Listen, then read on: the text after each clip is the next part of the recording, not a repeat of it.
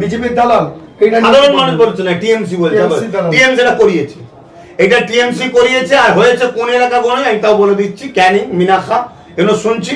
কিন্তু আমরা সার্ভে করে খবর পেলাম তাদের একটা কেউ নেতৃত্ব নয়, একটা দুটো নেতৃত্ব যেখানে যেখানে পাওয়া গেছে তাদেরকে আমরা ডেট দিয়েছি, আসো ক্লিয়ার করো কি ব্যাপার। তার মধ্যে একজনকে ক্লিয়ার করতে পারে না, আমরা সঙ্গে সঙ্গে সাসপেন্ড, আজীবনে সাসপেন্ড করে দিয়েছি। আমি দলকে বলে দিয়েছি যদি ওকে কোনোবার জেলে দলের নওশাদ যদি হয়, নওশাদকে দল থেকে বাধা দেবো। হ্যাঁ, আমি এই দলের মধ্যে এখন হয়তো ফুল দায়িত্বে চার্জে নেই, কিন্তু তবে মনে গেলে ভুল যাবে না, এই দল প্রতিষ্ঠিত আমি করেছি। আমাকে যদি চটিয়ে কাজ করতে চায় তাহলে কিন্তু সে যেই হোক তাকে আমি ছাড়বো না।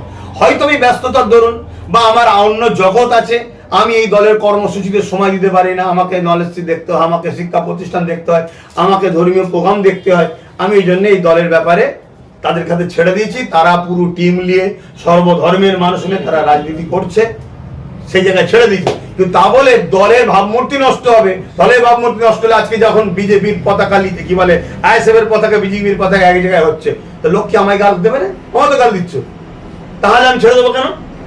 তবে আমি যেটা আপনাদের মিডিয়ার মাধ্যমে বলবো, এটা সম্পূর্ণ আইএসএফ এর ভাবমূর্তিকে নষ্ট করে দাও, যাতে আগামী দিন বিজেপির অত্যাচারের বিরুদ্ধে আইএসএফ যেন লড়ার শক্তি তৈরি করতে না পারে। আপনারা খেয়াল করে দেখুন তো, আইএসএফ এর যে র্যালি গুলো হয়েছে, যে মিটিং গুলো হয়েছে, বিজেপি করতে পেরেছে, টিএমসি করতে পেরেছে।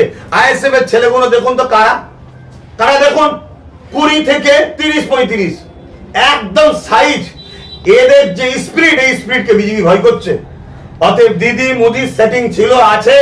হঠাৎ করে যারা ওই বিজেপি মানে টিএমসির মধ্যে গোষ্ঠীদ্বন্দ্ব ছিল, তারা একটা গ্রুপ যারা টিএমসির হাতে আক্রান্ত ছিল, তারা এই পতাকাগুলোকে নিয়ে নেমে পড়েছে। একদিকে যেমন আইএসএফ কে বদনাম করছে, একদিকে ওরা এই সময় লুটতে শুরু করেছে।